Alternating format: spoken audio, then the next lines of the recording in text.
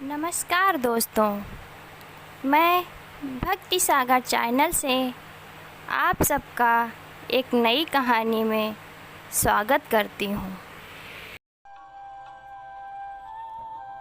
कभी सोचा भी नहीं था कि महज मजाक में कही हुई बात ऐसा मोड़ ले लेगी। मोड़ और इस शब्द पर मुझे खुद हंसी ही आने लगी। मेरी जिंदगी में अब न कोई उतार चढ़ाव आएगा, न मोड़। वह ऐसे ही रहेगी, सीधी, सहज और सपाट। हाँ, कभी कभी उस सपाट जिंदगी में एक दरार डालकर उसके पार बसी दुनिया को देखने के लिए ललच उठता है, पर जब जब ऐसा किया मन का बोझ बढ़ा ही है। फिर भी कल जो कुछ हुआ उसमें जीना अच्छा लग रहा है, खासकर इस आश्वासन के साथ। नहीं, आश्वासन नहीं, न जाने क्यों मुझे सही शब्द नहीं सूझ रहे हैं और मैं गलत शब्दों का ही प्रयोग करती जा रही हूँ। आमंत्रण या कहूँ कि साग्रह मनोहार के साथ कि मैं आज भी मिलूं। ख्याल आया रमला सुनेगी तो हंसती हुई कहेगी, लगा लिया तुझे भी क्यों मैं। भाई कमाल है, रात 12 बज गए थे तो रमला ने पूछा नहीं था, एक तरह से आदेश सा देते हुए ही कहा था, नरेन, मिताली को छोड़ने का जिम्मा आपका, आप इसे छोड़ते हुए निकल जाइए। उसने कुछ ऐसे सहर्ष भाव से स्वीकृति दी मानो वह इसी बात की प्रतीक्षा कर रहा था। टैक्सी स्टैंड पर कई टैक्सियां खड़ी थी, पर वह उधर नहीं बढ़ा। इस आदमी से काफी दूरी रखनी है और इसकी हर बात को केवल ऊपर से निकाल देना है। इस बात के प्रति बेहद चौकस होने के बावजूद आधी रात को उसके साथ पैदल चलने का ख्याल मुझे कहीं अच्छा लगा। चारों ओर निपट सन्नाटा था और सड़क के दोनों ओर दूर तक लैंप पोस्ट बाहें फैला फैला कर रोशनी उड़ेल रहे थे। यहाँ 12 बजे ही कैसा सन्नाटा हो जाता है। विदेशों में तो 12 के बाद से ही असली जिंदगी शुरू होती है और मुझे लगा कि अब यह लगातार विदेश की बातों से बोर करेगा। इस देश की लड़कियों पर रौब डालने के लिए कितना अच्छा हथियार है यह। पर ऐसा हुआ नहीं।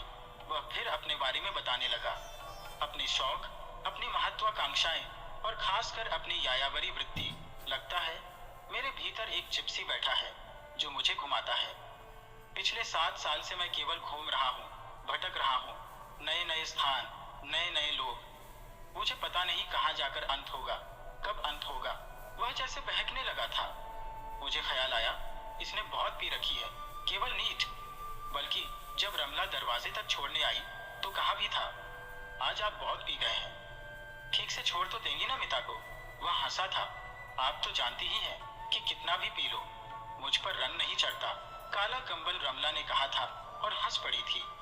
बातों ने नीचे छिपे अर्थ में समझ रही थी, फिर भी अनजान बनी खड़ी रही।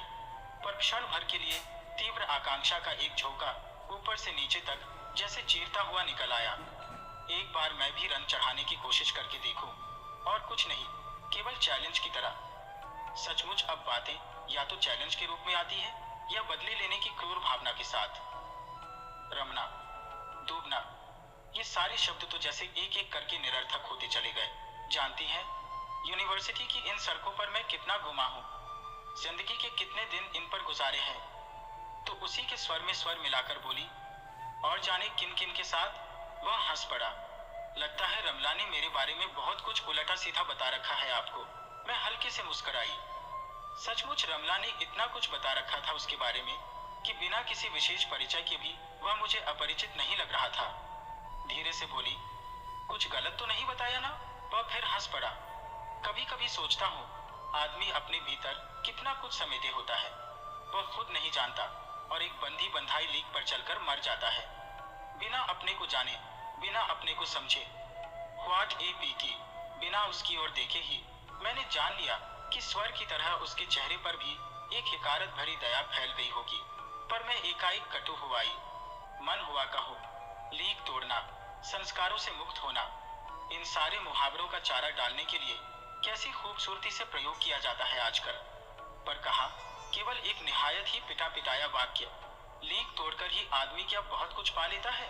मैं जानती थी वह क्या उत्तर देगा, फिर भी उसके मुंह से सुनने का मोह हो आया। अच्छा, आप ऐसा नहीं मानती कि हम जितनी तरह की जिंदगी जीते हैं, जितने संपर्क और संबंध बनाते हैं, उनसे हमारे व्यक्तित्व के उतने ही पहलू उभर कर आते हैं। नई नई जगह देखना, नए नए लोगों से मिलना, उनके निकट होना, उनको अपने निकट लाना, और खुद ब खुद भीतर एक नई दुनिया खुलती चलती है। तब एक मुग्ध विस्मय के हाथ हम देखते हैं। अरे, यह सब भी हमारे भीतर था। मैं बड़ी तटस्थ और कुछ ऐसे चौकन्ने भाव से उसकी बात सुनती रही, मानो यह सब पहली बार सुन रही हो। हालांकि रमला यह सब मुझे बता चुकी थी, और यदि यह संबंध ऑपोजिट सेक्स के साथ हो, तब तो व्यक्तित्व के रगोरेशे तक उभर कर आ जाते हैं। और उसने एक निसंकोच सीधी नजर मेरे चेहरे पर टिका दी, जिस पर अपनी बात का समर्थन करवाने का साग्रह अनुरोध हुआ था। तो ये अब मुझ पर ही चालू हुए। पर लगा, आदमी दिलचस्प भी है और औरों से भिन्न भी। सब लोग ऐसे मौकों पर बात करते हैं तुमसे, जैसे जो हो बस तुम ही हो, बाकी दुनिया बेकार। इसने बात दुनिया से शुरू की है, अब शायद तुम पर आएगा। धीरे धीरे सीढ़ी दर सीढ़ी। नवीनता का भी तो अपना एक आकर्षण होता है। सचमुच आदमी तेज है और किसी को भी फंसाने के सारे हथकंडों से लैस। फिर भी बात करने का नाटकीय अंदाज मन को भाया। रह रहकर कंधों का उचकना, हथेलियों का हवा में फैलना, सुकुरना और पल पल चेहरे की बदलती मुद्राएं। अमेरिकी लटका एकाएक ही मन में उभरा। ये अदाएं ही तो है संपर्क संबंध बनाने का सबसे सशक्त साधन होती होंगी। भीतर ही भीतर कहीं हंसी उमड़ने लगी।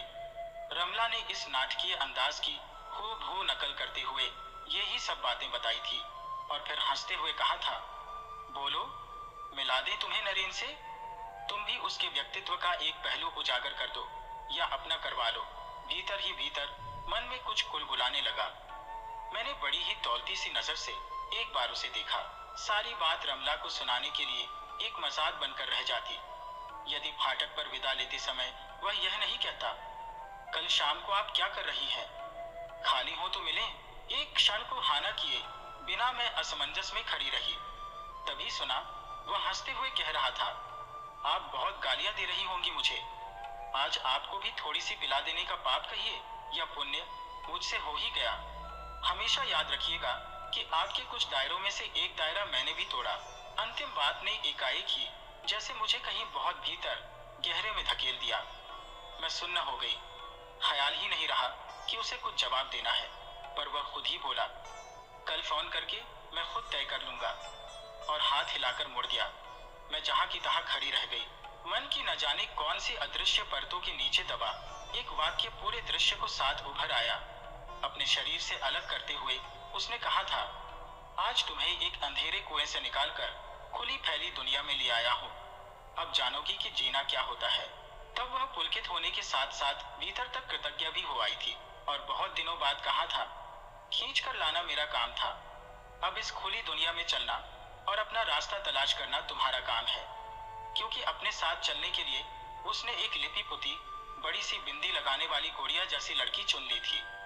एक बार परिचय भी करवाया था। यह है मिताली ठाकुर, हमारे साथ पढ़ती थी। बहुत ही होशियार और गजब की बोल्ड शब्द कहते समय हल्की सी भर्त्सना का पुट आ मिला था उसके स्वर में। पत्नी के सामने शायद मित्र कहने का तो वह साहस तक न जुटा पाया था। तब एक बार बड़ी जोर से इच्छा हुई थी कि वह मुझे अंधेरे कुएं से खींच कर लाया था, तो मैं भी इसकी शराफत का यह खोल खींच कर उतार दूं, जिसे यह बड़ी मासूमियत के साथ अपनी पत्नी के सामने ओढ़े बैठा है। पर मैं कुछ नहीं कर पाई थी। बस भीतर ही भीतर उफनते जहर को चुपचाप पीती रही थी और आंखों से उमड़ते आंसुओं को जबरन पीछे ठेलती रही थी। तब मुझे मालूम हुआ था कि संस्कार तोड़ने के बहाने कितनी खूबसूरती से वह मुझे ही तोड़ गया है। अब एक ये आए हैं दायरे तोड़ने। ठीक है, कल ये भी आई। अब मैं भी पहले की तरह मूर्ख नहीं रह गई हूँ। और भीतर ही भीतर एक बड़ी ही क्रूर सी इच्छा कुलबुलाने लगी। अब तक की सारी मिठास एक करवाहट में बदल गई। लेटी तो नींद नहीं आ रही थी। व्यक्ति अब अलग अलग याद नहीं रहते। शायद सभी कहते हैं मिता बहुत रिजर्व्ड है, मिता इनिशिएटिव नहीं लेती, मिता अपने को कहीं भी प्रोजेक्ट नहीं करती। तो भीतर ही भीतर सबको धोखा देने का, छलने का एक क्रूर संतोष मन में जगाता है। तुम कभी जान नहीं सकते कि मिता भीतर से क्या है। मिता ने तो सब कुछ किया है, आज भी कर सकती है, पर बर्दाश्त होगा तुमसे। तब तुम ही सबसे पहले थूथी करते हुए हिकारत भरे प्रहार करोगे और अपने अपने दरबों में लौट जाओगे। नहीं, मैंने तो बहुत पहले ही तय कर लिया था कि अब मैं कुछ नहीं करूंगी, अपने को वापस दायरे में समेट लूंगी। इस निर्णय के साथ ही मैंने वह शहर ही नहीं छोड़ा था, अपना अतीत भी छोड़ दिया था। एक बार बाहर आकर भीतर की ओर लौटने की यातना भीतर से बाहर की ओर आने की यातना से कितनी ज्यादा है, यह भी मैंने तभी जाना था। बाहर आने में कितनी उमंग, कितना उत्साह था, और भीतर लौटने में कितनी निराशा, कितनी टूटन। फिर भी एक अदृश्य संकल्प मेरे मन में धीरे धीरे आकर लेने लगा। ठीक समय पर वह आ गया। कमरा वैसा ही पड़ा है। एक बार भी मैंने उसे सजाने संवारने का प्रयत्न नहीं किया। मैं अपनी हर बात उसे दिखा देना चाहती हूँ कि मैं उसे जरा भी महत्व नहीं दे रही हूँ, न उसके इस प्रकार चले आने को कुछ विशेष समझ रही हो। मैंने मन तय कर लिया है कि मैं निहायत ही देशी ढंग से व्यवहार करूंगी, और अंग्रेजी का एक शब्द लौटते हुए उसे कैसी तिलमिलाहट होगी। यही तो इनकी सबसे बड़ी त्रुटि होती है। उस काल्पनिक तिलमिलाहट से मुझे भीतर ही भीतर एक संतोष मिलने लगा, और जब सारी स्थिति बर्दाश्त के बाहर हो गई तो हम लोगों ने उस संबंध को नकार कर नए सिरे से अपने अपने व्यक्तित्व को स्वीकार किया। बताइए जरा, आदमी सिवाय एक औरत के पति के और कुछ रह ही नहीं जाए, यह भी कोई जिंदगी हुई भला। वह अपनी अमेरिकी पत्नी से अलग होने की बात बता रहा था, पर किसी बहुत ही आत्मीय या नाजुक के टूटने की हल्की से हल्की व्यथा भी उसके चेहरे पर नहीं थी। तोड़ना क्या इतना आसान भी हो सकता है? अतीत के संबंध से क्या सचमुच आदमी इस तरह मुक्त हो सकता है? पर जो जुड़ता ही नहीं, उसके लिए टूटने की अहमियत ही क्या होती होगी भला? फिर भी अतीत की किसी भी छाया या व्यथा से इसका यूं मुक्त होना मुझे अच्छा लग रहा है। खाली स्लेट पर ही तो रंग अच्छा चढ़ता है। एकाएक मन में उभरा, और जैसे मैं भीतर ही भीतर अपने एक एक कदम के लिए सतर्क और चौकन्नी हो गई। वह लगातार कुछ न कुछ बोले जा रहा था, और मैं विस्मित सी यह सोच रही थी, आदमी इस तरह उड़ेल पाए तो मन का कितना बोझ छूट जाए, कितना हल्का हो जाए। इसका मुझसे परिचय ही कितना है भला। फिर भी कैसे विश्वास में लेकर सब कुछ बताया जा रहा है, मानो मैं कोई बहुत ही घनिष्ठ हूँ। इसकी अंतरंग अनायास इस शब्द का यो मन में आ जाना मुझे अच्छा लगा। क्या इसके मन में भी इस समय मुझे लेकर कोई ऐसा ही भाव नहीं होगा? बस यही अनुकूल अवसर है, मुझे चूकना नहीं चाहिए। स्वर को बहुत ही मुलायम बनाकर मैंने पूछा, अच्छा एक बात बताइए, लगातार यूं घूम घूम कर भटक भटक कर आप थक नहीं जाते? उसने एक भेदती सी नजर से मुझे देखा, जैसे इस प्रश्न के पीछे का मकसद जानना चाहता हो। मैं भीतर तक सिहर उठी, मानो चोरी करती हुई पकड़ी गई हो। पर नहीं, उसका ध्यान शायद उधर था ही नहीं। वह बड़े ही सहज स्वर में बोला, सचमुच कभी कभी थक जाता हूँ। लगता है जैसे अपने से ही हार रहा हूँ, यहाँ से वहां, वहां से कहीं और, निरुद्देश्य और निरर्थक। और तब मन करता है कि इस भटकन को समाप्त कर दो, किसी एक के साथ एक जगह बैठकर जिंदगी जियो, सुरक्षित और बंधी हुई। और उसने बड़े हारे थके भाव से सिर कुर्सी की पीठ पर टिका दिया, मानो सचमुच वह घूम घूम कर भटक भटक कर एकदम निढाल हो गया हो। छत की ओर एकटक देखते हुए होठों को गोल बनाकर वह धीरे धीरे धुएं के छल्ले उड़ाने लगा। रेशमी धुएं के वृत्त बड़े हो होकर उसके ही चारों ओर फैलते लिपटते चले गए। धुएं के उस जीने से आवरण के पीछे उसका चेहरा मुझे बड़ा कातर और दयनीय सा लगने लगा। कुछ इतना ज्यादा कि मुझे तरस सा आने लगा। कहीं ये अनेक अनेक संबंध बनने बिगड़ने के किस्से मनगढ़ंत तो नहीं है? आजकल इन सब का बखान करना भी तो आधुनिक फैशन में से एक है। किसी भी लड़की के लिए अनेक प्रेम प्रसंगों में लिप्त आदमी आजकल ज्यादा आकर्षण का कारण होता है। एक जीता जागता और ललकारता हुआ चैलेंज। पर 6 महीने भी एक जगह बैठ लूं तो दम घुटने लगता है। भीतर का जिप्सी कोड़े मार मार कर मुझे धकेलने लगता है, और फिर यात्रा शुरू। कभी आप आगे के बारे में सोचते हैं जैसे 10 साल बाद की बात, जब न इस तरह घूमना संभव होगा और न कोई दो बात करने पूछने वाला रह जाएगा।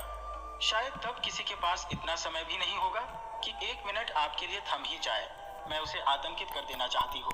वह जान ले कि ऐसे जिंदगी का एक पहलू यह भी है। कभी कभी ख्याल जरूर आता है, पर आगे के बारे में मैं ज्यादा सोच नहीं पाता। क्यों? क्या बूढ़े हो गए? आगे से मुंह मोड़कर पीछे देखना तो बूढ़ों का काम है। वह खिलखिलाकर हंसने लगा। मुझे हर बार ऐसा लगता है मानो मेरी सारी सतर्कता के बावजूद वह मेरे भीतर उठने बैठने वाली हर भाव को पढ़ रहा है। मुझे अजीब सी बेचैनी होने लगी। नहीं, मैं पीछे भी नहीं देखता, केवल सामने देखता हूँ, और शायद वह युद्ध की निशानी है। वार खाली जाने की चिल्लाहट जरूर मेरे मुंह पर आ गई होगी। मैं चाहूं तो भी यह भटकन समाप्त नहीं होगी। आखिर उसने शाप भी तो बड़े सच्चे मन से दिया था। मेरी आंखों में प्रश्नवाचक भाव तैर आया। तो फिर एक और प्रेम प्रसंग खुल पड़ा। यूनिवर्सिटी की सड़कें, हॉस्टल के बंधन, यह सारा माहौल उस प्रसंग के साथ भी जुड़े हुए थे। अमेरिकी पत्नी की अपेक्षा इस प्रसंग में प्रेम की ऊष्मा भी ज्यादा थी और टूटने की व्यथा भी। एकाएक मुझे लगा यह मुझसे मिलने नहीं आया है, मेरे माध्यम से अपने अतीत के उस टुकड़े को दोहराने आया है। मेरा अहम बुरी तरह तिलमिला गया। मुझसे कोई भी मिले यह मुझे मंजूर है, पर यूं मात्र माध्यम की तरह। उसका रोकना, उसका शाप, आज भी सब कुछ याद है। भावुकता की ये बातें करते समय उसकी सारी चुस्ती, सारी स्मार्टनेस जैसे गल गई और वह बड़ा दयनीय और बड़ा साधारण सा लगने लगा। अब वह कहाँ है? कुछ रुखाई से मैंने पूछा। उसने शादी कर ली, खूब प्रसन्न है। मुझे बुलाकर अपना सुख, अपना वैभव और अपनी प्रसन्नता दिखा भी दी। और आपकी पत्नी? संबंध टूटने के साल भर बाद तक तो उससे संपर्क रहा था। उन दिनों वह अपने किसी अफेयर में व्यस्त थी। हो सकता है अब तक उसने शादी भी कर ली हो या किसी नए अफेयर में व्यस्त हो गई हो। मेरी तिलमिलाहट एक क्रूर आनंद में बदल गई। लगा जैसे मेरे भी सारे बदले इन औरतों ने चुका दिए। तो सब ओर से हारे पिटे ये यहाँ आई है मेरे दायरे तोड़ने, और मेरा मन इसके भीतर का सब कुछ जान लेने को अकुलाने लगा। यह सिर्फ एक नाटक है या कि इसके पीछे एक हारे हुए मन की कहीं टिक बैठने की आकांक्षा? पर कहीं से भी तो यह हारा पिटा नहीं लगता। क्या टूटे संबंध इसे कहीं से भी नहीं तोड़ते? क्या मन की टूटन से यूं असंतृप्त रहा जा सकता है? इस बार जाऊंगा तो जरूर मिलूंगा उससे। अब मिलना शायद अच्छा ही लगेगा। आप वापस कब जाएंगे? स्वर में आई उत्सुकता को भरसक दबाते हुए मैंने कुछ ऐसी लापरवाही से पूछा मानो इसके उत्तर से मेरा कोई संबंध ही ना हो। परसों यहाँ से कलकत्ते जाऊंगा और वहां से फिर 15 को मास्को के लिए उड़ना है। एक क्षण को मैं जैसे हवा में लटक आई। लगा थोड़ी देर पहले जो दयनीयता और कातरता उसके चेहरे पर उभर आई थी वह मेरे चेहरे पर पुत गई है और वह बैठा वैसे ही हंस रहा है, सहज, मुक्त और निर्द्वंद्व। लगा मैं फिर चली गई हूँ अपनी सारी सावधानी के बावजूद। एकाएक मन सुलगने लगा। तब ये यहाँ करने क्या आया है? किससे सुना सुनाकर मन हल्का करने के लिए मैं ही मिली थी इसे? घनिष्ठता क्या, बिना परिचय के भी जो किसी को अपना सब कुछ बता सकता है उसके लिए तो माध्यम कोई भी हो सकता था। वह फिर चहकने लगा था। नई नई जगह, नए नए अनुभवों को पाने का कौतूहल भरा उत्साह उसके चेहरे पर थिरक रहा था। पर उसके बाद उसकी बातें, उसकी उपस्थिति, बात करने का उसका नाटकीय अंदाज, सब कुछ मेरे लिए निरर्थक हो उठा, स्वादहीन और बेमतलब। बल्कि उसका होना भर मुझे भारी लगने लगा। मन हुआ उठकर बुरी तरह झिड़क दूं, पर किस बात पर? आखिर उसने किया क्या है यही समझ नहीं आ रहा था। तुम हर संबंध में भविष्य की संभावना खोजती हो, इसीलिए वर्तमान को भी नहीं भोग पाती। एक बार मृणाल दी के पति ने कहा था तो लड़ने लड़ने को मन हो आया था। जब भी मैं वहां जाती हूँ तो बड़े दुलार से मेरे हाथ अपनी दोनों हथेलियों में लेकर सहलाएंगे, बाह दबाएंगे। जरा सा इशारा करूं तो मृणाल दी से छिपकर कॉफी पिलाने भी ले जाएंगे। कई बार ऐसा संकेत कर चुके हैं। कुछ और डील दो तो और भी आगे बढ़ सकते हैं, पर उसी सीमा तक जहां किसी चीज का रिस्क न लेना पड़े। उनका सब कुछ सहज और सुरक्षित रहे। वे जानते हैं कि उन्हें सिर्फ पाना ही है, जो भी मिल जाए, खोना तो कुछ है नहीं। और मैं भी जानती हूँ कि मुझे पाना कुछ नहीं है। आधुनिकता के नाम पर कैसी कैसी सुररी ये लोग झाड़ते हैं। मैं पत्र लिखूं या नगा तो जवाब देंगी ना? नहीं, हमें नहीं आता पत्र वत्र लिखना। खींच भरी स्वर में मैंने कहा, एक यही तो रह गए हैं पत्र लिखने के लिए। इस आदमी के लिए व्यक्तियों और संबंधों का महत्व ही क्या है, सिवाय इसके कि एक किस्सा सुनाने को मिल जाए उसमें से। अब विदेश में किसी औरत के साथ शराब पीते हुए या कौन जाने किसी की बगल में लेटे लेटे सुनाएंगे। हिंदुस्तान की लड़कियां यहाँ की तरह नहीं होती, न जाने कितने संस्कारों में बंधी, दायरों में गिरी। उस समय भी मेरा नाम इसकी जीभ पर भले ही हो, मैं इसके दिमाग में कहीं नहीं होंगी। बस कुछ न कुछ निरंतर बोलते जाने की हविस से ही वह बोलता चला जाएगा। अच्छा, पत्र लिखना नहीं आता तो खाली कागज ही भेज दीजिए, मैं उसी से सब समझ लूंगा। जाते जाते कैसे लटके बघार रहा है। फिल्मी डायलॉग। अब सचमुच मेरा धैर्य जवाब देने लगा था और मन हो रहा था मैं सामने बैठे इस आदमी को फटकार दूं। तभी चपरासी ने आकर जैसे मेरा उद्धार कर दिया। मैंने बताया, 8 बजे के बाद यहाँ पुरुष कमरे में नहीं रह सकते। प्राध्यापिकाओं के लिए भी इतने बंधन। और वह हंसने लगा तो मैं भीतर ही भीतर बुरी तरह कुढ़ गई। हाँ, और नहीं तो क्या, यह अमेरिका नहीं है। मन ही मन कहा, अमेरिका की दुम कहीं कहा। मैं एक क्षण को भी यह नहीं बताना चाहती थी कि परसों ही उसके जाने की बात सुनकर मैं विचलित हो गई हूँ, या कि उसे लेकर बड़े सहज कदमों में मैं उसके साथ नीचे फाटक तक गई। यहाँ कोई खाली टैक्सी नहीं मिलेगी। मेरा इतना कह देने के बावजूद वह टैक्सी की प्रतीक्षा का बहाना लेकर खड़ा बातें करने लगा। मान लीजिए कभी एक दिन आपके दरवाजे पर खटखट हो, आप खोलें और देखें कि मैं खड़ा हूँ, तो कैसा लगेगा? हाथ दूर लगेगा। क्यों अब भी नाटक किए जा रहे हो? क्या मतलब है इन सब बातों का? कहने को मैं भी कह दूं। दरवाजा खुले और आप देखें कि कोई और चेहरा झांक कर बता रहा है कि मिताली तो शादी करके चली गई, तो आपको कैसा लगेगा? फिर ख्याल आया, इसे लगना ही क्या है, उसी के साथ बैठ जाएगा और मेरा किस्सा ऐसी आत्मीयता के साथ बताएगा जैसे वह कोई इसकी अंतरंग हो। पर मैंने कुछ भी नहीं कहा, बस गुमसुम खड़ी रही।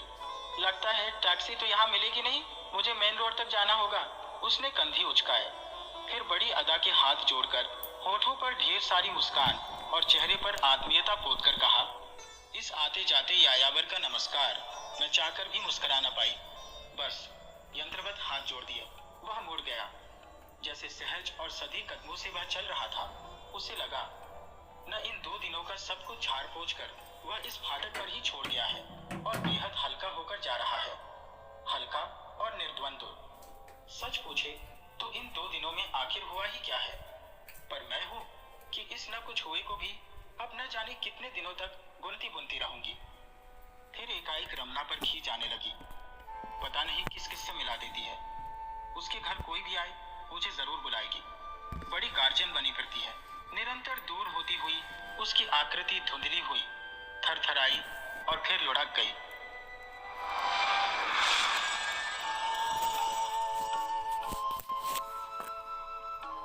सोमा बुआ बुढ़िया है, सोमा बुआ परित्यक्ता है, सोमा बुआ अकेली है। सोमा बुआ का जवान बेटा क्या जाता रहा, उनकी जवानी चली गई। पति को पुत्र वियोग का ऐसा सदमा लगा कि वह पत्नी घर बार तजकर तीर्थवासी हुए और परिवार में कोई ऐसा सदस्य नहीं था जो उनके एकाकीपन को दूर करता। पिछले 20 वर्षों से उनके जीवन की इस एकरसता में किसी प्रकार का कोई व्यवधान उपस्थित नहीं हुआ, कोई परिवर्तन नहीं आया। यूं हर साल 1 महीने के लिए उनके पति उनके पास आकर रहते थे, पर कभी उन्होंने पति की प्रतीक्षा नहीं की, उनकी राह में आंखें नहीं बिछाई। जब तक पति रहते उनका मन और भी मुरझाया हुआ रहता, क्योंकि पति के स्नेहहीन व्यवहार का अंकुश उनके रोजमर्रा के जीवन की अबाध गति से बहती स्वच्छंद धारा को कुंठित कर देता। उस समय उनका घूमना फिरना, मिलना जुलना बंद हो जाता और सन्यासी जी महाराज से यह भी नहीं होता कि 2 मीठे बोल बोलकर सोमा बुआ को एक ऐसा संबल ही पकड़ा दें जिसका आसरा लेकर वे उनके वियोग के 11 महीने काट दें। इस स्थिति में बुआ को अपनी जिंदगी पास पड़ोस वालों के भरोसे ही काटनी पड़ती थी। किसी के घर मुंडन हो, छठी हो, जनेऊ हो, शादी हो या गमी, बुआ पहुंच जाती और फिर छाती फाड़कर काम करती, मानो वे दूसरे के घर में नहीं, अपने ही घर में काम कर रही हो। आजकल सोमा बुआ के पति आए हैं और अभी अभी कुछ कहा सुनी होकर चुकी है। बुआ आंगन में बैठी धूप खा रही है, पास रखी कटोरी से तेल लेकर हाथों में मल रही है और बड़बड़ा रही है। इस 1 महीने में अन्य अवयवों के शिथिल हो जाने के कारण उनकी जीभ ही सबसे अधिक सजीव और सक्रिय होती है। तभी हाथ में एक फटी साड़ी और पापड़ लेकर ऊपर से राधा भाभी उतरी। क्या हो गया बुआ, क्यों बड़बड़ा रही हो? फिर सन्यासी जी महाराज ने कुछ कह दिया क्या? अरे मैं कहीं चली जाऊं सो इन्हें नहीं सुहाता। कल चौक वाले किशोरी लाल के बेटे का मुंडन था, सारी बिरादरी की न्योता था। मैं तो जानती थी कि यह पैसे का गरूर है कि मुंडन पर सारी बिरादरी को न्योता है, पर काम उन नई नवेली बहुओं से संभलेगा नहीं, सो जल्दी ही चली गई। हुआ भी वही, और सरक कर बुआ ने राधा के हाथ से पापड़ लेकर सुखाने शुरू कर दिए। एक कामगत से नहीं हो रहा था। अब घर में कोई बड़ा बूढ़ा हो तो बतावे, या कभी किया हो तो जाने। गीत वाली औरतें मुंडन पर बन्ना बन्नी गा रही थी। मेरा तो हंसते हंसते पेट फूल गया और उसकी याद से ही कुछ देर पहले का दुख और आक्रोश धुल गया। अपने सहज स्वाभाविक रूप में वे कहने लगी, भट्टी पर देखो तो अजब तमाशा, समोसे कच्चे ही उतार दिए और इतने बना दिए कि 2 बार खिला दो, और गुलाब जामुन इतने कम कि एक पंगत में भी पूरे न पड़े। उसी समय मैदा सानकर नए गुलाब जामुन बनाए। दोनों बहुएं और किशोरी लाल तो बेचारी इतना जस मान रहे थे कि क्या बताऊं। कहने लगे, अम्मा तुम ना होती तो आज भद्द उड़ जाती। अम्मा तुमने लाज रख ली। मैंने तो कह दिया कि अरे अपने ही काम नहीं आवेंगे तो कोई बाहर से तो आवेगा नहीं।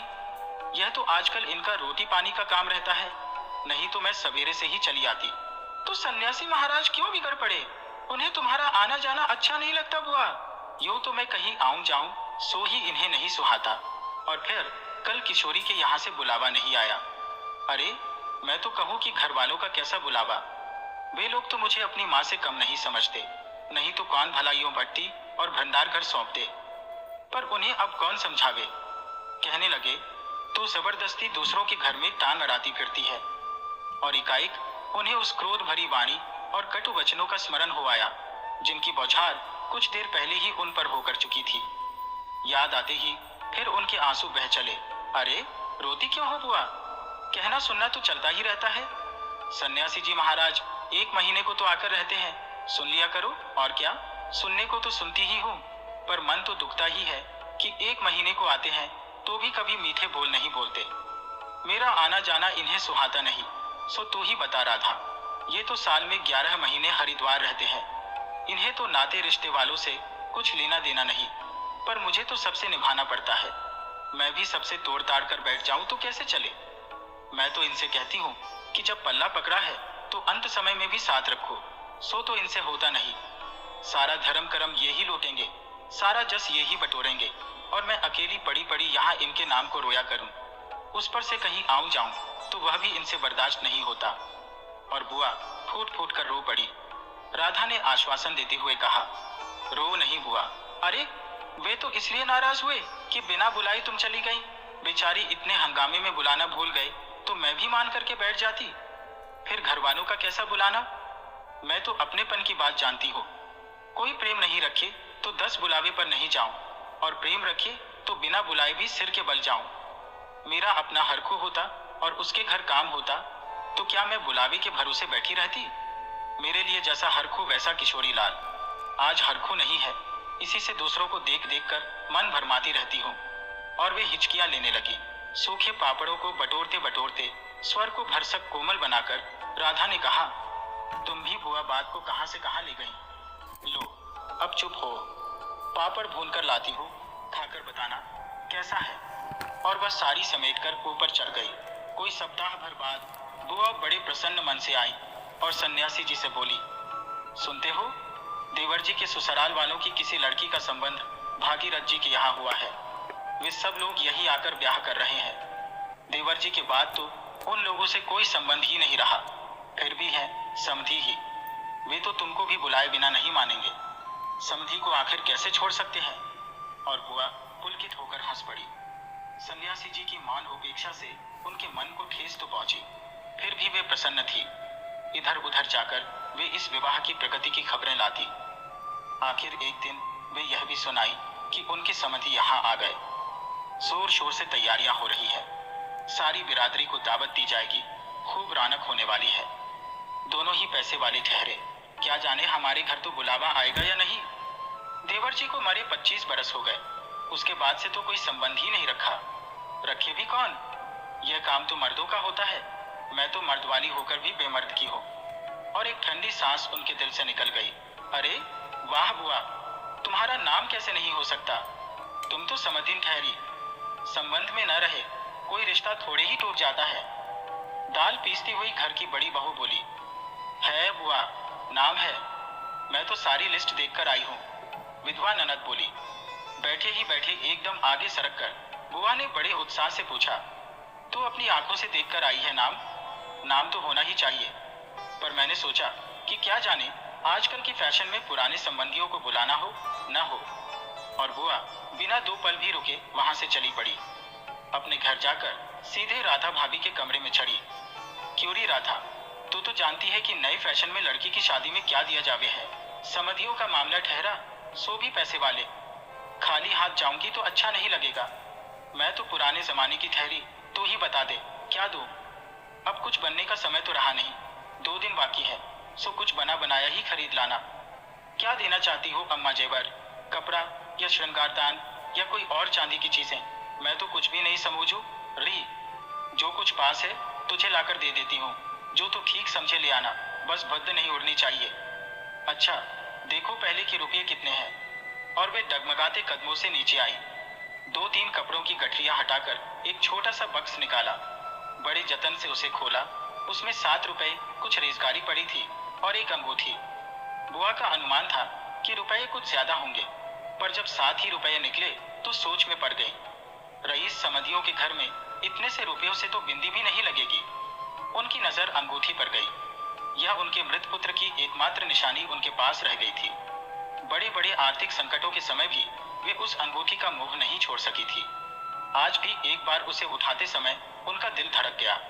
फिर भी उन्होंने 5 रुपए और वह अंगूठी आंचल में बांध ली, बक्स को बंद किया और फिर ऊपर को चली। पर इस बार उनके मन का उत्साह कुछ ठंडा पड़ गया था और पैरों की गति शिथिल। राधा के पास जाकर बोली, रुपये तो नहीं निकले बहू? आए भी कहां से? मेरे कौन कमाने वाला बैठा है? उस कोठरी का किराया आता है, उसमें तो 2 समय की रोटी निकल जाती है जैसे तैसे। और वे रो पड़ी।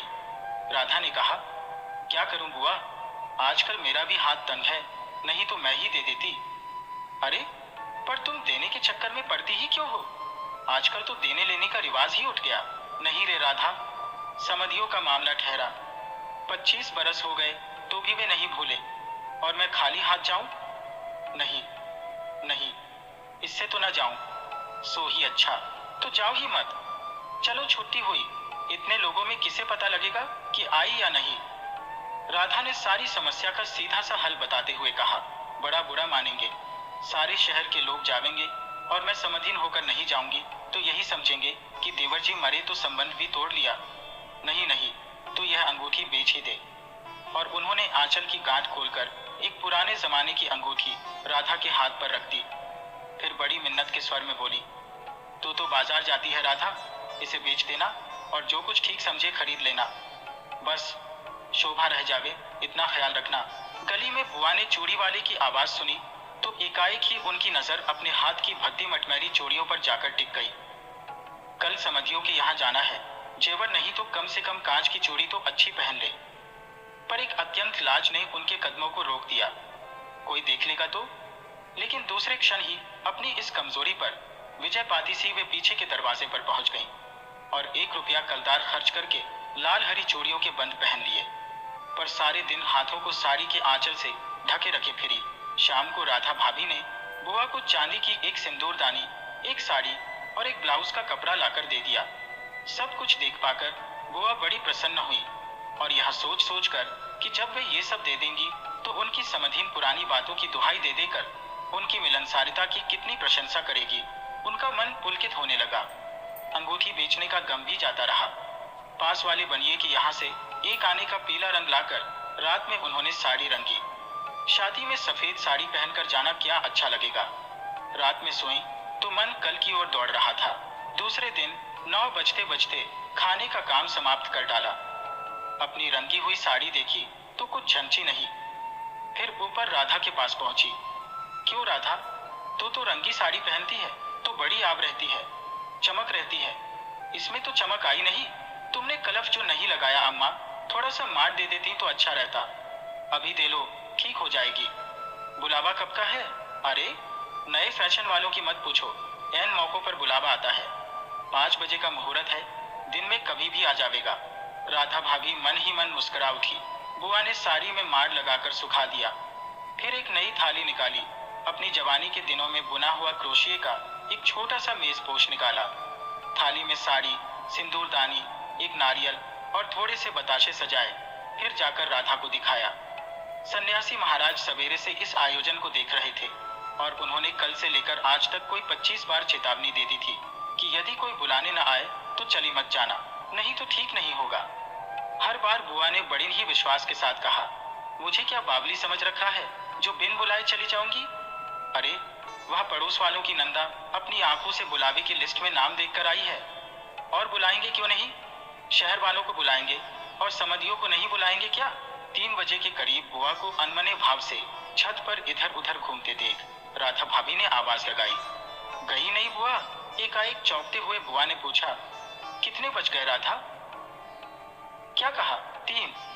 सर्दी में तो दिन का पता नहीं लगता। बजे 3 ही है और धूप सारी छत पर से ऐसे सिमट गई मानो शाम हो गई। फिर एकाएक जैसे ख्याल आया कि यह तो भाभी के प्रश्न का उत्तर नहीं हुआ। जरा ठंडे स्वर में बोली, मुहूर्त तो 5 बजे का है, जाऊंगी तो 4 तक जाऊंगी, अभी तो 3 ही बजे है। बड़ी सावधानी से उन्होंने स्वर में लापरवाही का पुट दिया। बुआ छत पर से गली में नजर फैलाए खड़ी थी। उनके पीछे ही रस्सी पर धोती फैली हुई थी जिसमें कलफ लगा था और अबरक छिड़का हुआ था। अबरक के बिखरे हुए कान रह रहकर धूप में चमक जाते थे। ठीक वैसे ही जैसे किसी को भी गली में घुसता देख बुआ का चेहरा चमक उठता था। 7 बजे के धुंधलके में राधा ने ऊपर से देखा तो छत की दीवार से सटी गली की ओर मुंह किए एक छाया मूर्ति दिखाई दी। उसका मन भर आया। बिना कुछ पूछे इतना ही कहा, बुआ, सर्दी में खड़ी खड़ी यहाँ क्या कर रही हो? आज खाना नहीं बनेगा क्या? 7 तो बज गए। जैसे एकाएक नींद में से जागते हुए बुआ ने पूछा, क्या कहा 7 बज गए? फिर जैसे अपने से ही बोलते हुए पूछा, पर 7 कैसे बज सकते हैं? मुहूर्त तो 5 बजे का था। और फिर एकाएक ही सारी स्थिति को समझते हुए स्वर को भरसक संयत बनाकर बोली, अरे खाने का क्या है, अभी बना लूंगी। 2 जनों का तो खाना है, क्या खाना और क्या पकाना। फिर उन्होंने सूखी साड़ी को उतारा, नीचे जाकर अच्छी तरह उसकी तह की, धीरे धीरे हाथों की चूड़ियां खोली, थाली में सजाया हुआ सारा सामान उठाया और सारी चीजें बड़े जतन से अपनी एकमात्र संदूक में रख दी और फिर बड़े ही बुझे हुए दिल से अंगीठी जलाने लगी। दोस्तों, अगर ये मेरी कहानी आपको पसंद आए तो मेरे चैनल को लाइक, सब्सक्राइब और शेयर ज़रूर कर दें। बेल आइकन भी दबा दें जिससे आपको मनमोहक कहानियाँ मिलती रहें। तो शुरू करते हैं आज की कहानी। एक गांव में रामू नाम का एक किसान रहता था। उसके 4 बेटे थे। चारों पुत्र धीरे धीरे बड़े हो रहे थे। रामू के 3 बेटे तो बहुत ही बुद्धिमान थे, लेकिन उसका छोटा बेटा बहुत ही कम बुद्धि वाला था। परंतु उसमें एक खास बात थी, वह जितना कम बुद्धि वाला था उतना ही वो बलशाली और तगड़ा था। रामू के मन में ये विचार आया कि मेरे 3 बेटे तो अक्लमंद हैं और ये किसी न किसी तरह से अपना जीवन काट लेंगे, लेकिन मेरा छोटा बेटा जिसमें अकल कुछ कम है, मुझे इस बात की चिंता है कि वो कैसे कमाएगा और क्या खाएगा। काफी सोच विचार करने के बाद वो इस नतीजे पर पहुंचा कि क्यों ना मैं अपने छोटे बेटे को पहलवानी सिखा दूं। वैसे भी इसका शरीर देखने में तो पहलवानों जैसा ही है। अब तो किसान ने अपने छोटे बेटे रामू को पहलवानी करवाना शुरू करवा दिया। उसे बहुत ही अच्छी पहलवानों वाली खुराक देने लगा। बहुत ही जल्दी उसका बेटा और भी ज्यादा ताकतवर हो गया। वो हर रोज कसरत करता, दौड़ लगाता और पहलवानों के जो भी गुण थे उन्हें सीखता। हर रोज वो पहलवानी के नए नए दाव पेच सीखता। इस तरह से धीरे धीरे समय बीतता गया। किसान रामू ने अपने तीनों बड़े पुत्रों का विवाह कर दिया। जब किसान के पुत्रों का विवाह हुआ तो उसके तीनों बड़े बेटों की जो पत्नियां थी वो किसान के छोटे बेटे से दिन रात जलने लगी। उनका सोचना ये था कि हमारा छोटा देवर तो कुछ काम धाम करता नहीं, बस पूरा दिन पहलवानी करता है और खुराक में अच्छी अच्छी चीजें खाता है। हमारे पति तीनों काम धंधे में लगे रहते हैं, धन कमाकर वो लाते हैं, जबकि ये बैठे बैठे मौज उड़ाता है। यही सब कुछ सोचकर एक दिन रामू की तीनों बहुओं ने अलग होने के लिए घर में विवाद खड़ा कर दिया। वे तीनों अपने ससुर से कहने लगी, ससुर जी, हम तीनों अलग अलग होना चाहती हैं, क्योंकि आपका छोटा बेटा तो कुछ कमाता धमाता नहीं है। वो तो सारा दिन सिर्फ बैठकर बैल की तरह खाता है। अब हमसे उसकी और सेवा नहीं होती। अपनी बहुओं की बात सुनकर किसान ने सोचा कि मुझे अब अपने छोटे बेटे का भी विवाह कर देना चाहिए। ये सोचकर रामू ने अपने छोटे बेटे के लिए एक बहुत ही सुंदर और समझदार लड़की तलाश की और उसके साथ अपने छोटे बेटे का विवाह कर दिया। अब पहलवान की पत्नी इतनी सुंदर थी कि पूरे इलाके में उसके जैसी सुंदर औरत कोई नहीं थी। सुंदर होने के साथ साथ वो बहुत ही समझदार और अक्लमंद भी थी। अब जब छोटे बेटे की शादी हो गई तब किसान ने अपने चारों बेटों को अलग अलग कर दिया ताकि घर में किसी तरह का कोई झगड़ा ना हो। किसान के चारों बेटे जब अलग अलग हो गए तो तीन बड़े बेटे तो अच्छी तरह से कमाने लगे। वो हर काम जानते थे, खेती में भी वो बहुत ही मेहनत करते थे, इसीलिए उनका समय बहुत ही अच्छा बीतने लगा। परंतु जो छोटा बेटा था वो पहलवान था। उसका तो वही काम था, रोज अच्छी अच्छी खुराक लेना और पहलवानी करना। अब तो बहुत ही जल्दी वो कंगाल होने लगा। उसकी पत्नी दिन रात उससे लड़ने लगी और कहती थी कि तुम कोई काम धंधा तो करते नहीं हो, दिन भर खाली घूमते रहते हो, खाने में तुम्हें अच्छा अच्छा चाहिए, इस तरह से तो हमारा गुजारा नहीं चलेगा। अब तो दोनों पति पत्नी में रोज ही झगड़ा होने लगा। पहलवान की पत्नी बहुत ही अक्लमंद और होशियार थी। एक दिन वह अपने पति से कहने लगी कि तुम हमारे राज्य के राजा के पास जाओ और महाराज से कहना कि मुझे महल में कोई नौकरी दे दो। पहलवान कहने लगा, अरे भगवान, तुम ये क्या कहती हो? मैं कोई काम नहीं जानता, सिर्फ कुश्ती ही लड़ना मुझे आता है और कोई काम मुझे आता ही नहीं, तो भला राजा के यहाँ पर जाकर मुझे नौकरी कैसे मिलेगी? अगर मिल भी गई तो मैं वहां पर क्या काम करूंगा? उसकी पत्नी कहने लगी, तुम इस बात की चिंता मत करो, बस वही करो जो मैं कहती हूँ। मेरे कहने पर तुम महाराज के पास जाओ और उनसे गुजारिश करो कि महाराज, मैं आपके यहाँ पर नौकरी करना चाहता हूँ। राजा जब तुम्हें नौकरी देने को तैयार हो जाए तो तुम उसके महल में लखटकिया के पद पर नौकरी करना। अपनी पत्नी की बात सुनकर पहलवान कहने लगा, अरे ये लखटकिया क्या होता है? तब उसकी अक्लमंद पत्नी उसे समझाने लगी, देखो, राजा के यहाँ पर 1 लाख टका रोज पाने वाला एक नौकर होता है जो हर रोज 1 लाख टका वेतन पाता है।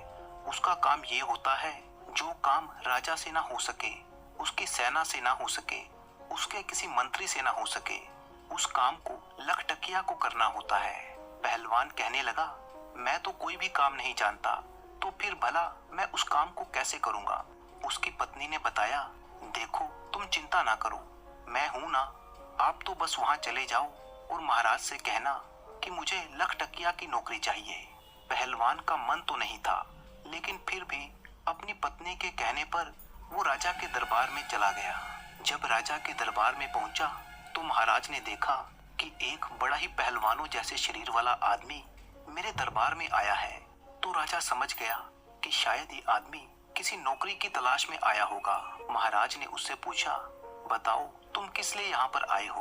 वो कहने लगा, महाराज, मैं अपने गांव से नौकरी की तलाश में यहाँ पर आया हूँ। राजा कहने लगा, अच्छा ठीक है, पर तुम ये बताओ कि तुम करोगे क्या? कौन कौन से काम तुम कर सकते हो? पहलवान कहने लगा, महाराज, जो काम आपसे नहीं होगा, आपकी सेना से नहीं होगा, ना ही आपका कोई मंत्री कर पाएगा, वो काम मैं करूंगा, परंतु इसके बदले में मैं आपसे 1 लाख टका रोज का वेतन लूंगा। राजा ने कहा, अच्छा, तो तुम लखटकिया की नौकरी करना चाहते हो? जी महाराज, आपने बिल्कुल ठीक समझा। राजा ने अपने मंत्रियों के साथ विचार किया और कहा, देखो जरा, क्या मुझसे पहले भी कभी किसी राजा ने किसी लखटकिये को नौकरी पर रखा है या नहीं? राजा के मंत्री ने जब अपने पुराने दस्तावेजों में देखा तो पता चला कि महाराज के पिता ने भी 1 लखटकिये को नौकरी पर रखा था। मंत्री कहने लगा, महाराज, आपके पिता ने भी 1 लखटकिये को नौकरी पर रखा था। मंत्री की बात सुनकर राजा ने कहा, तो फिर ठीक है, हम भी अपने यहाँ पर 1 लखटकिये को नौकरी पर रखेंगे। यही सोचकर महाराज ने उस पहलवान को अपने यहाँ पर 1 लखटकिये के रूप में रख लिया। अब तो पहलवान खुश हो गया और कहने लगा, महाराज, अब मेरे रहने का भी कोई इंतजाम कीजिए। जब कोई ऐसा काम पड़ेगा जो आपसे नहीं होगा, आपकी सेना से नहीं होगा और ना ही आपके मंत्रियों से होगा, तब आप खबर भिजवाकर मुझे बुलवा लीजिएगा। राजा के महल से कुछ ही दूरी पर राजा का शाही बगीचा था। वहीं पर पहलवान के रहने का इंतजाम कर दिया गया। वहां उसके रहने के लिए एक बड़ा ही सुंदर भवन था। राजा ने कहा, सुनो लखटकिया, तुम इस भवन में आराम से रह सकते हो। मुझे जब भी आवश्यकता पड़ेगी मैं तुम्हें बता दूंगा। अब तो वह पहलवान रोज 1 लाख टका वेतन पाने लगा। रहने के लिए उसे राजा की तरफ से एक बहुत ही सुंदर भवन मिल गया था। पहलवान के दिन बड़े ही सुख से बीतने लगे। वो रोज पहलवानी करता, बगीचे में घूमता और फिर आराम से सो जाता। धीरे धीरे यूं ही कुछ समय बीत गया। एक दिन की बात है, पहलवान के गांव का एक आदमी जो राजा के यहाँ पर कर्मचारी के रूप में काम करता था, उसने दूसरे कर्मचारी को बताया कि मैं इस पहलवान के गांव में रहता हूँ और ये पहलवान इतना भाग्यशाली है कि इसकी पत्नी इतनी सुंदर है जैसी पूरे राज्य में कोई नहीं है। होते होते ये बात राजा के मंत्री तक पहुंची और फिर मंत्री के द्वारा ये बात राजा तक पहुंच गई कि पहलवान की पत्नी एक बहुत ही सुंदर औरत है। अगले दिन राजा और मंत्री पहलवान से कहने लगे, पहलवान जी, हम देखना चाहते हैं कि तुम्हारा घर कैसा है, तुम्हारा गांव कैसा है। पहलवान महाराज के आदेश को टाल न सका। मंत्री और राजा को लेकर वो अपने गांव की तरफ चल पड़ा। पहलवान की पत्नी बहुत ही सुंदर थी और बहुत ही स्वादिष्ट भोजन बनाती थी। जब उसने देखा कि राजा और उसके मंत्री हमारे घर पर आए हैं, तो उसने तरह तरह के कई स्वादिष्ट पकवान बनाए और अपने हाथों से मेहमानों को खिलाए। जब राजा की नजर पहलवान की पत्नी पर पड़ी तो राजा उसे देखता ही रह गया। राजा सोचने लगा कि इस पहलवान की पत्नी तो इतनी सुंदर है कि इसके सामने मेरी रानी भी कुछ नहीं। राजा ये देखकर हैरान था। भोजन करने के बाद महाराज और मंत्री दोनों महल में वापस लौट आए। महल वापस आकर राजा ने अपने मंत्री से कहा, मंत्री जी, इस पहलवान की पत्नी की सुंदरता के आगे हमारी रानी भी कुछ नहीं। मंत्री कहने लगा, हाँ महाराज, उसकी पत्नी तो बहुत ही सुंदर है, परंतु क्या किया जाए, ये तो अपना अपना नसीब है। किसी के नसीब में सोना है तो किसी के नसीब में मिट्टी भी नहीं। राजा कहने लगा, मंत्री जी, पहलवान की पत्नी ने हमारा मन मोह लिया है। मैं उस पर दिल हार बैठा हूँ और किसी ना किसी तरह से उसे पाना चाहता हूँ। आप बताइए, हमें क्या ऐसा करना चाहिए कि मैं उसकी पत्नी को अपनी पत्नी बना सकूं। अब तो राजा और मंत्री दोनों मिलकर योजना बनाने लगे कि पहलवान की पत्नी को किस तरह से राजा के महल तक लाया जाए। वे दोनों उसी दिन से पहलवान की पत्नी को हड़पने का षड्यंत्र बनाने लगे। इस घटना को बीते हुए 1 महीना हो चुका था। राजा हर दम पहलवान की पत्नी के ख्यालों में खोया रहता और यही विचार करता रहता कि किस तरह से उसकी पत्नी को हासिल करे। एक दिन ऐसा हुआ कि महाराज की माँ, जो कि राजमाता थी, वो बहुत ही बीमार पड़ गई। अपनी बीमार माँ का इलाज करने के लिए महाराज ने बड़े बड़े वैद्यों और हकीमों को बुलवाया, परंतु किसी के इलाज से भी राजमाता ठीक ना हो सकी। राजमाता का बदन हमेशा दर्द रहता था। कोई भी वैद्य और हकीम उनका इलाज नहीं कर पा रहा था। सभी तरह की औषधियां इस्तेमाल करके देख ली गई, परंतु कोई लाभ ना हुआ। इसी तरह राजमाता का इलाज करने के लिए एक दिन एक बूढ़ा वैद्य महल में आया। उस बूढ़े आदमी को देखकर मंत्री ने मन ही मन में एक योजना तैयार कर ली। वो वैद्य के पास गया और कहने लगा, वैद्य जी, हमारे महाराज की माता जी बहुत ही बीमार हैं, क्या आप उनकी बीमारी दूर कर सकते हैं? वैद्य कहने लगा, जी मंत्री जी, मैं अवश्य ही उनका इलाज कर सकता हूँ। तब मंत्री ने कहा, देखो वैद्य जी, आपको इलाज मेरे अनुसार करना होगा और इस काम के लिए आपको 500 स्वर्ण मुद्राएं दी जाएंगी। जब आप उनका इलाज शुरू करेंगे तो इलाज के लिए आप महाराज से कोई ऐसी वस्तु मंगवाना जो कहीं से भी ना मिल सके। मंत्री ने जब 500 स्वर्ण मुद्राओं की थैली वैद्य के हाथों में रख दी तो वैद्य लालच में आ गया। वैद्य कहने लगा, मंत्री जी, आप जैसा आदेश करेंगे मैं बिल्कुल वैसा ही करूंगा। मंत्री उस वैद्य को लेकर राज दरबार में आया और राजा से कहने लगा, महाराज, ये वैद्य जी बहुत ही पहुंचे हुए वैद्य हैं। मैं काशीपुर से इन्हें लेकर आया हूँ। मुझे पूरा यकीन है कि ये राजमाता का इलाज बहुत ही अच्छे से कर सकेंगे। महाराज कहने लगे, अच्छा, ये तो बड़ी ही खुशी की बात है। इनसे कहिए कि ये आज से ही राजमाता का इलाज शुरू कर दें। इतना कहकर राजा सेनापति और मंत्री को साथ लेकर अपनी राजमाता के पास पहुंचा। राजमाता की देखभाल के लिए वहां पहले से ही कई दास दासियां मौजूद थे। वैद्य ने राजमाता की नब्ज देखी और नब्ज देखकर वो कहने लगा, महाराज, इनका इलाज होना अब संभव नहीं है। ये सुनकर राजा एकदम घबरा गया और कहने लगा, क्यों वैद्य जी, ऐसी क्या बात है? वैद्य कहने लगा, राजन, आपकी माता को सिर्फ एक ही वस्तु ठीक कर सकती है। राजा कहने लगा, तो जल्दी बताइए वैद्य जी, वो कौन सी वस्तु है? वैद्य बोला, वो वस्तु बड़ी ही दुर्लभ है, इतनी आसानी से नहीं मिल सकती। राजा ने कहा, आप बताइए तो सही, मैं उस औषधि को कुछ भी करके ढूंढ कर लाऊंगा। तब वैद्य ने कहा, महाराज, आप यदि कहीं से 3 हूर बिल्ला मंगवा दें तो आपकी माँ ठीक हो सकती है। उनका तेल निकलवाया जाएगा और उस तेल की मालिश राजमाता के शरीर पर की जाएगी। इससे बहुत ही जल्दी आपकी माता स्वस्थ हो जाएंगी। वैद्य की बात सुनकर राजा कहने लगा कि अवश्य ही मैं हूर बिल्ला नाम के इस जानवर को मंगवाऊंगा। आप ये बताइए कि ये कहाँ पर मिलता है? वैद्य कहने लगा कि ये हूर बिल्ला हिमालय के जंगलों में मिलता है। और फिर वैद्य राजमाता का इलाज करना शुरू कर देता है। जबकि महाराज दरबार में आए और दरबार में आकर महाराज ने अपने सभी दरबारियों और मंत्रियों को बुलवाया। उनसे कहने लगे कि क्या कोई ऐसा योद्धा है जो हूर बिल्ला नाम के जानवर को ला सके। तभी वहां पर कुछ समझदार दरबारी कहने लगे, महाराज, ये हूर बिल्ला क्या होता है? हमने आज तक तो इसका नाम कभी नहीं सुना। राजा कहने लगे कि ये कोई दुर्लभ प्रजाति का जानवर है जो हिमालय के जंगलों में रहता है। राजा की बात सुनकर सभी दरबारी चुप हो गए, क्योंकि जिस जानवर की बात राजा कर रहे थे उस जानवर को आज तक किसी ने नहीं देखा था। अपने दरबारियों को इस तरह से चुप देखकर राजा मंत्री से कहने लगे, मंत्री जी, इस तरह से तो काम नहीं चलेगा। राजमाता को बचाने के लिए हमें इस हूर बिल्ला नाम के जानवर को लाना ही होगा। मंत्री कहने लगा, महाराज, ये बहुत ही अच्छा मौका है। जो पहलवान हमारे यहाँ पर पिछले 6 महीने से केवल बैठे बैठे तनख्वाह ले रहा है, वह किस दिन काम आएगा? क्यों ना हम हूर बिल्ला नाम का ये जानवर उसी से मंगवाएं। आप उसे बुलाकर उससे कहें कि 1 महीने के अंदर अंदर वो हूर बिल्ला ला कर दे, नहीं तो उसे फांसी पर चढ़ा दिया जाएगा। और महाराज इस तरह से वो हूर बिल्ला को लेने के लिए चला जाएगा। अगर वो हूर बिल्ला को लेकर आता है तो बहुत ही अच्छा रहेगा, हमारी राजमाता की जान बच जाएगी। लेकिन अगर वो ऐसा ना कर पाया तो और भी अच्छी बात होगी, क्योंकि उसे फांसी पर लगा दिया जाएगा तो फिर उसकी पत्नी सिर्फ आपके लिए रह जाएगी। आप उसे राजमहल में ले आना। राजा की नीयत तो पहले से ही पहलवान की पत्नी के लिए अच्छी नहीं थी।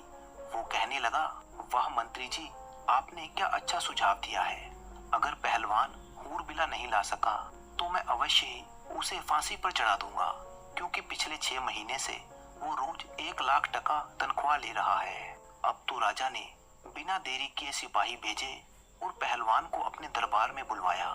जब पहलवान महाराज के दरबार में आ गया तो महाराज ने उससे कहा, सुनो पहलवान, तुम काफी समय से बैठे बैठे वेतन ले रहे हो। अभी तक तुमने हमारा कोई काम नहीं किया, परंतु अब एक बहुत ही आवश्यक काम आ गया है। पहलवान बोला, महाराज आप आज्ञा दीजिए, मैं अवश्य ही आपका काम करूंगा। तब राजा कहने लगा कि हमें हूर बिल्ला की जरूरत है, उनका तेल निकलवाना है और उनके तेल से राजमाता के शरीर पर मालिश होगी, जिससे उनकी बीमारी ठीक हो जाएगी। राजा की बात सुनकर पहलवान गहरी सोच में पड़ गया और फिर कहने लगा, महाराज मुझे तो कुछ भी समझ में नहीं आया, भला ये हूर बिल्ला कौन सी चीज है? राजा ने कहा, वो तो मैं नहीं जानता, लेकिन वैद्य जी का कहना है कि उसी से राजमाता का इलाज होगा, इसीलिए तुम्हें हर हालत में हूर बिल्ला को लेकर आना होगा।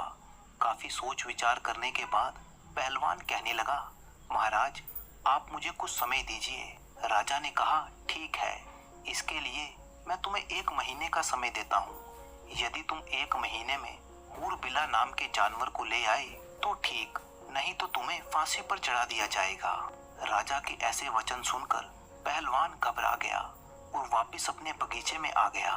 मन ही मन वो विचार करने लगा कि चलो जो भी होगा देखा जाएगा। अगर कहीं हूर बिल्ला मिल गया तो मैं उसे ले ही आऊंगा। असल में वो कम बुद्धि वाला तो था ही। इस तरह उसने 4 दिन का समय उस शाही बागीचे में ही गुजार दिया। इधर राजा, मंत्री और सेनापति ये विचार करने लगे कि लगता है पहलवान अभी तक हूर बिल्ला को लेने के लिए नहीं गया। मंत्री ने कहा, महाराज मुझे तो लगता है कि वो हूर बिल्ला को लेने की बजाय अपने गांव चला गया है और आराम से अपनी पत्नी के साथ रह रहा होगा। आप तुरंत पहलवान के घर जाइए और उससे कहिए कि वो जल्द से जल्द हूर बिल्ला को लेकर आए, नहीं तो उसे फांसी पर चढ़ा दिया जाएगा।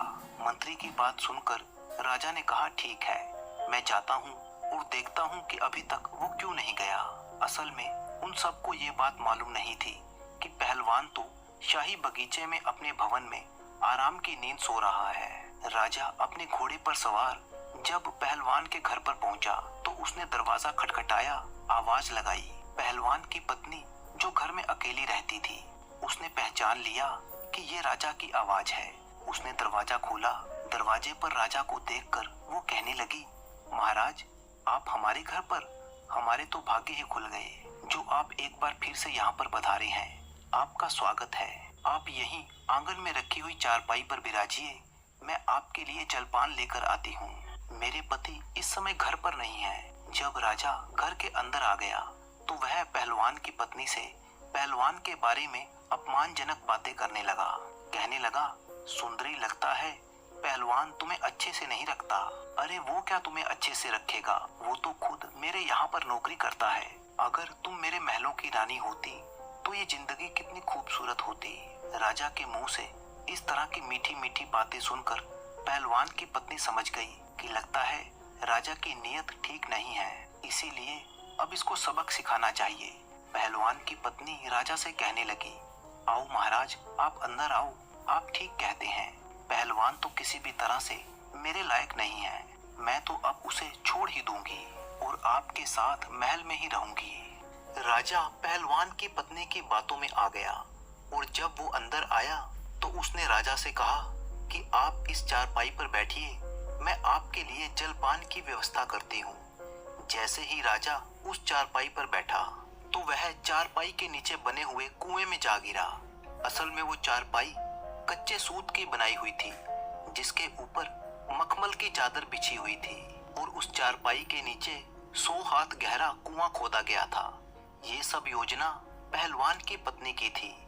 उसे इस बात का अंदेशा पहले से ही था कि हो सकता है कभी कोई गैर मर्द उस पर बुरी दृष्टि रखेगा। इसी तरह से उसे मजा सिखाया जाएगा। जब राजा पहली बार उसके घर भोजन करने के लिए आया था, उस समय पहलवान की पत्नी ने ये बात भांप ली थी कि राजा की दृष्टि उसके प्रति ठीक नहीं है और राजा कभी न कभी इस तरह का छल कपट उसके साथ अवश्य करेगा। इसीलिए उसने पहले से ही ये सब इंतजाम किया हुआ था। जब राजा उस 100 हाथ गहरे कुएं में जा गिरा तो सोचने लगा कि अरे ये क्या हुआ, मैं ये कहां पर फंस गया। दूसरी तरफ पहलवान आराम से अपने भवन में सो रहा था। जब सुबह हुई तो पहलवान की पत्नी ने अपने देवर और जेठ के पुत्रों को बुलाया और उनसे कहा, मैं आप सभी को 2-2 स्वर्ण मुद्राएं दूंगी। इस कुएं में एक व्यक्ति है, तुम लोग कुएं में उतर जाओ और उसे बांधकर 50 कोड़े लगाओ। अब तो पहलवान की पत्नी के आदेश पर राजा को 50 कोड़े लगाए गए। इसके बाद पहलवान की पत्नी ने उन पुत्रों को आदेश दिया कि 2 रोटी और 1 मटके में पानी इस कुएं में नीचे रख दिया जाए। अब तो रोजाना राजा के साथ इसी तरह का बर्ताव किया जाता। अपनी ऐसी दुर्दशा देखकर राजा सोचने लगा कि ये मैं किस मुसीबत में फंस गया। अब तो पहलवान के भतीजे रस्सी की सहायता से रोज कुएं में उतरते और राजा को 50 कोड़े मारते। राजा को पिटते पिटते जब 3-4 दिन बीत चुके और इस दौरान राजा दरबार में नहीं पहुंचा तो मंत्री विचार करने लगा कि महाराज को क्या हुआ। 3-4 दिन पहले वो पहलवान की पत्नी के पास गए थे, उसके बाद से ना जाने क्या हुआ। मुझे चलकर देखना चाहिए कि वो वहां पर क्या कर रहे हैं। ऐसा विचार करके मंत्री भी चल दिया। जब काफी अंधेरा हुआ तब मंत्री पहलवान की पत्नी के घर के दरवाजे पर पहुंचा। उसने आवाज लगाई। आवाज पहचान कर पहलवान की पत्नी बाहर आई तो देखा राजा के मंत्री थे। मंत्री कहने लगा, देखिए मैं राजा का मंत्री हूँ और आपसे मिलने के लिए आया हूँ। वो कहने लगी, आप यहाँ पर क्यों आए हैं। असल में पहलवान की पत्नी पर मंत्री की नीयत भी खराब हो चुकी थी। मंत्री कहने लगा, मैं यहाँ पर इसीलिए आया हूँ कि देखो पहलवान तो अब मारा ही जाएगा, वो जीवित बचने वाला नहीं है क्योंकि वो हिमालय के जंगलों में गया है और वहां से लौट कर नहीं आएगा। तुम अकेली यहाँ पर कैसे रहोगी, इसीलिए तुम मेरे साथ चलो, मैं तुम्हें महाराज के महलों में ले चलूंगा। पहलवान की पत्नी ने जब मंत्री की ये बात सुनी तो वह उसके दिमाग को भी समझ गई। उसने फिर से एक बार अपनी अक्लमंदी से काम लिया और कहने लगी, आप मेरे साथ अंदर चलिए।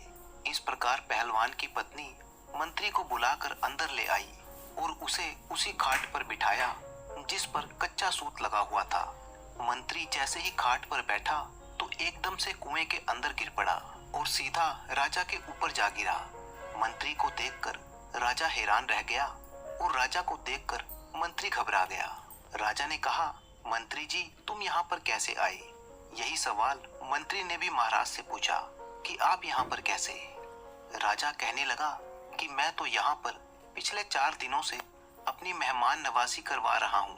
अब तुम आ गए हो तो और भी अच्छा हो गया। इधर जब सुबह हुई तो पहलवान की पत्नी ने अपने जेठ के पुत्रों को बुलाया। उनका तो रोजाना का यही नियम बन गया था। वो आए, रस्सी डालकर कुएं में उतरे और फिर राजा और मंत्री दोनों को 50-50 कोड़े लगाए। अब तो राजा और मंत्री के साथ हर रोज यही होने लगा। उन दोनों पर 50-50 कोड़े बरसाए जाते। रोज रोज कोड़ों की मार से उनका पूरा शरीर दर्द करने लगा था। इसी तरह जब 10 दिन गुजर गए तो दूसरी तरफ राजा के सेनापति ने विचार किया कि राजा को ढूंढने के लिए मंत्री गया था, लेकिन अभी तक लौटकर वापस नहीं आया। कहीं ऐसा तो नहीं कि वे दोनों पहलवान की पत्नी के साथ मजे से दिन गुजार रहे हों। मुझे भी चलकर देखना चाहिए कि वे लोग अभी तक वापस क्यों नहीं लौटे। ये विचार मन में आते ही सेनापति भी पहलवान की पत्नी के घर की तरफ चल दिया। सेनापति जब शाम होते होते पहलवान के घर पहुंचा, उसने दरवाजा खटखटाया और आवाज लगाई तो पहलवान की पत्नी ने आकर दरवाजा खोला। उसने देखा कि सेनापति सामने खड़ा हुआ था। पूछने लगी कि आप कौन हैं? मैं यहाँ के राजा का सेनापति हूँ। सेनापति ने जब पहलवान की पत्नी को देखा तो उसे देखते ही वो उस पर लट्टू हो गया, क्योंकि वह थी ही इतनी सुंदर। एक बार जो उसे देख लेता तो उस पर मोहित हो जाता। वो कहने लगा, मैं तुम्हारे पास आज की रात बिताना चाहता हूँ। पहलवान की पत्नी भी सेनापति की मंशा को अच्छी तरह से समझ गई थी कि ये भी कोई षड्यंत्रकारी है। वो कहने लगी, हाँ हाँ, क्यों नहीं, आइए ना, आपका मेरे घर में स्वागत है। सेनापति भी उसकी बातों में फंस गया। सेनापति सोचने लगा कि ये मेरी पत्नी बन जाएगी, लेकिन पहलवान की पत्नी बहुत ही अक्लमंद और समझदार थी। उसने सेनापति को भी उसी खाट पर बिठाया जो कच्चे सूत की बनी हुई थी। जैसे ही सेनापति उस खाट पर बैठा तो वह भी नीचे कुएं में जा गिरा। राजा और मंत्री तो पहले से ही वहां पर मौजूद थे। जब राजा और मंत्री ने सेनापति को देखा तो कहने लगे, सेनापति, तुम यहाँ पर? सेनापति कहने लगा, महाराज, परंतु आप भी इस कुएं में हैं। आपको ही तो ढूंढने के लिए मैं निकला था। राजा कहने लगा, अब तो तुमने हमें ढूंढ ही लिया है, अब सुबह देखना कि क्या होगा। सेनापति ने कहा, अच्छा, ऐसा क्या होगा सुबह? मंत्री कहने लगा, सुबह देख लेना, अभी चुपचाप सो जाओ। जब सुबह हुई तो पहलवान की पत्नी ने अपने देवर और जेठ के पुत्रों को बुलाया। वे सभी लोग आए, कुएं में नीचे उतरे और उन तीनों को 50-50 कोड़े लगाए। अब तो पहलवान की पत्नी का रोज का यही नियम बन गया था।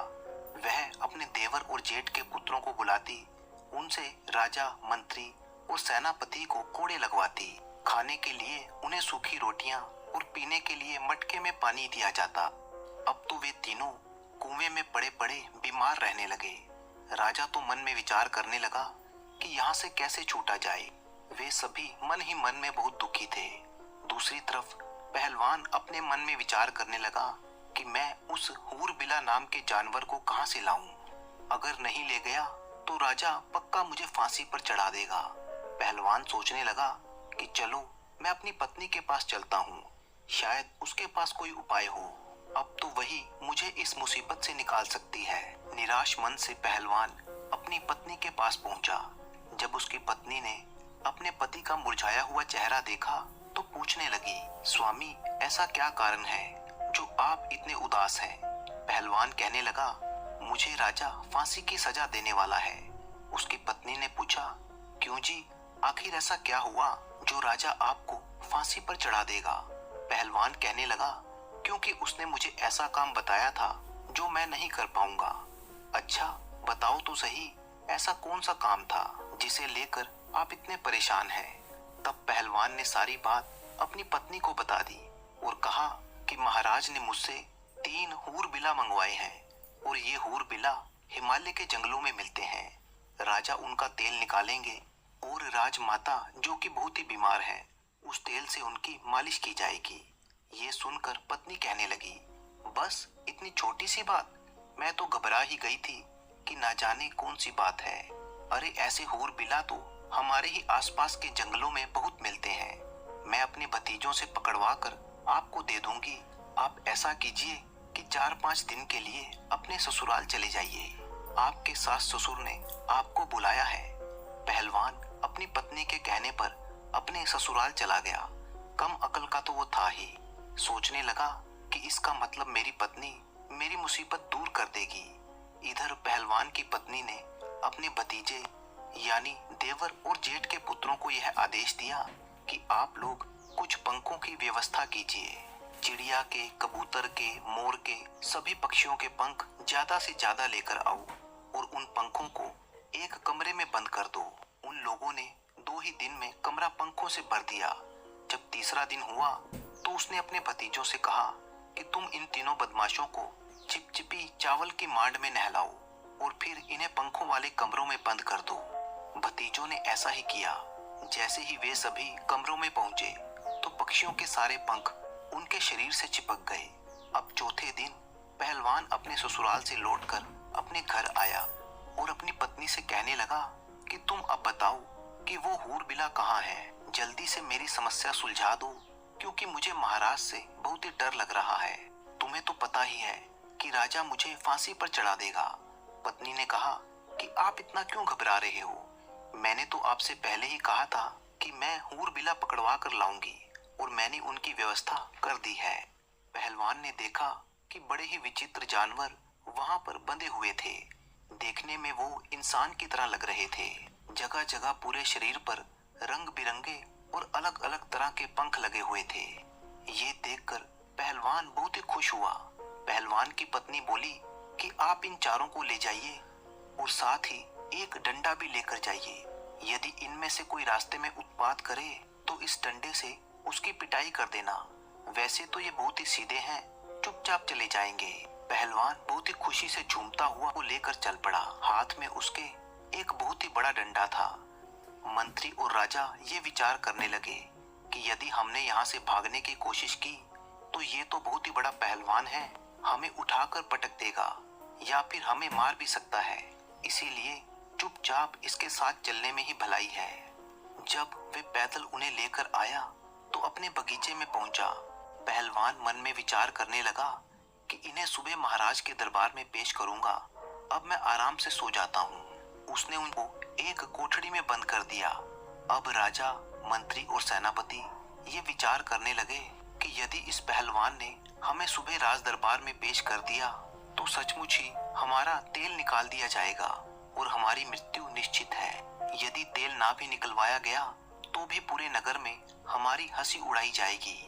राजा ने कहा, इस कोठड़ी से एक गुप्त सुरंग मेरी रानी के कमरे में सीधा जाती है।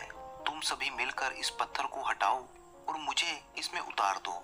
मैं जब महल में पहुंच जाऊंगा तो अवश्य ही तुम लोगों को भी यहाँ से छुड़वा लूंगा। सुरंग से पत्थर को हटाया गया और राजा को सुरंग में नीचे उतार दिया गया। राजा सुरंग के रास्ते अपने महल में पहुंच गया।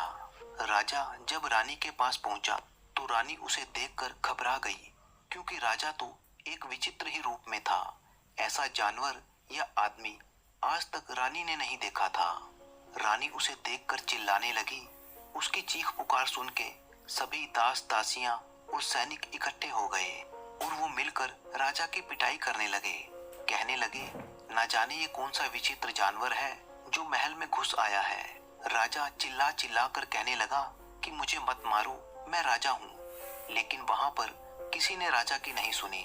काफी पिटाई हो जाने के बाद जब राजा की आवाज को रानी ने पहचान लिया और उसने पूछा कि यदि आप राजा हो तो ये आपको क्या हो गया। राजा बोला, पहले तुम शांत हो जाओ और चुपचाप मुझे मेरे कमरे में ले चलो, मेरे स्नान की व्यवस्था करो। राजा को स्नान करवाया गया, जिससे उसके सारे पंख धुल गए। रात होने पर राजा आराम से अपने महल में सो गया। अगली सुबह वह दरबार में पहुंचा। दूसरी तरफ जब पहलवान जागा तो उसने कमरे का दरवाजा खोला तो देखा कि कमरे में तो केवल 2 ही हूर बिला थे, तीसरा वहां से गायब था। अब तो वह डंडा लेकर उन दोनों को मारने लगा और पूछने लगा कि बताओ एक और कहां पर है। वो दोनों कहने लगे, देखो भाई, हमें मत मारो, हम आपको सब कुछ बता देंगे। पहलवान कहने लगा, राजा जब मुझसे पूछेगा कि एक और कहां पर है तो मैं क्या जवाब दूंगा, वो मुझे फांसी पर लटका देगा। वे दोनों कहने लगे, देखो, जब राजा तुमसे पूछे कि तीसरा कहां पर है तो तुम कह देना कि मुझे सब कुछ पता है और मैं तुम्हारी पोल खोल दूंगा। इतना सुनते ही राजा सब कुछ समझ जाएगा और तुमसे कुछ नहीं कहेगा। ये सुनकर पहलवान बहुत ही खुश हुआ और राजा के दरबार में हाजिर हुआ। पूरा दरबार उन विचित्र जानवरों को देखकर हैरान हो गया।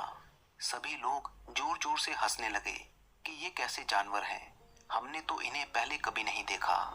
पहलवान ने उन जानवरों को राजा को सौंप दिया। उन्हें देखकर राजा ने कहा कि अरे पहलवान, मैंने तो तुमसे 3 हूर बिला मंगवाए थे, लेकिन ये तो 2 ही हैं, तीसरा कहां पर है? मैं तुम्हें अभी के अभी फांसी पर चढ़वा दूंगा। पहलवान महाराज के नजदीक गया और उनके कान में फुसफुसाते हुए कहने लगा, महाराज, अगर तुम ज्यादा बोलोगे तो मैं तुम्हारी सारी पोल खोल दूंगा और सबको सब कुछ बता दूंगा। पहलवान की ये बात सुनकर राजा सोचने लगा कि लगता है इसे सब कुछ पता चल गया है। अगर इसने मेरी पोल खोल दी तो मैं कहीं मुंह दिखाने लायक नहीं रहूंगा। राजा ने चुपचाप उन दोनों को ले लिया और रात के अंधेरे में चुपके से उन लोगों को उनके घर भेज दिया और कहा कि जल्दी से जल्दी स्नान करके साफ स्वच्छ हो जाओ। वे दोनों अपने अपने घर गए, स्नान करके साफ हुए और फिर राजसी वस्त्र पहनकर आपस में विचार करने लगे कि भाई, अगर हम पहलवान की पत्नी को पाने की इच्छा ना करते तो शायद हमारे साथ ये सब कुछ नहीं होता। अब ये बात हम किसी को बता नहीं सकते। अगर हम पहलवान और उसकी पत्नी से बदला लेते हैं तो ये बात उसकी पत्नी पूरे नगर में फैला देगी, इसलिए इस रहस्य को गुप्त रखना ही ठीक है। इस प्रकार उन्होंने पहलवान को कुछ नहीं कहा और पहलवान ने कई सालों तक राजा के यहाँ पर आराम से नौकरी की। दोस्तों, अगर ये मेरी वीडियो आपको पसंद आई हो तो जल्दी से जल्दी मेरे चैनल को लाइक, सब्सक्राइब और शेयर ज़रूर कर देना। बेल आइकन भी दबा देना, जिससे कि आपको हर रोज़ नई नई कहानियाँ सुनने को मिले। और मैं आपका धन्यवाद करना चाहती हूँ। धन्यवाद।